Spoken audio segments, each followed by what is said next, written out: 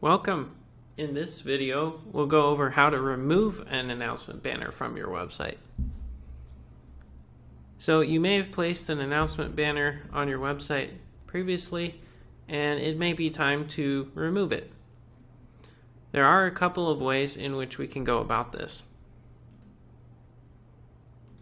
First, we'll go to the website dashboard, and then click on Divi Bars to go to the announcement banners. And we'll hover over the announcement banner that we wish to edit and click on Edit.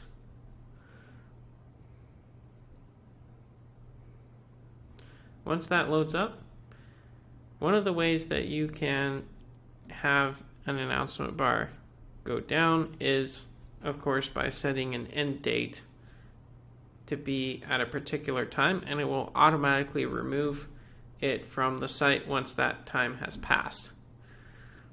The other way, of course, is to trash the announcement bar simply by moving it to the trash. Click on Move Trash here, and once that's done, it will no longer show up on your website.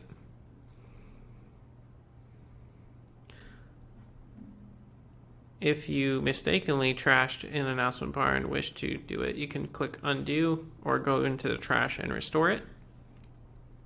Another way you can trash it is simply by going to the main Divi Bars interface, hover over it, and click on Trash. One other way is you can change it to draft status. So quick edit draft under the status dropdown and click on Update. You'll see that if we refresh the page and the announcement bar is in draft status, it will no longer show on the site either. You may want to consider putting it in draft status if you plan to reuse your announcement bar in the future, but just need to take it down temporarily. That's really all there is to removing announcement bars from your website.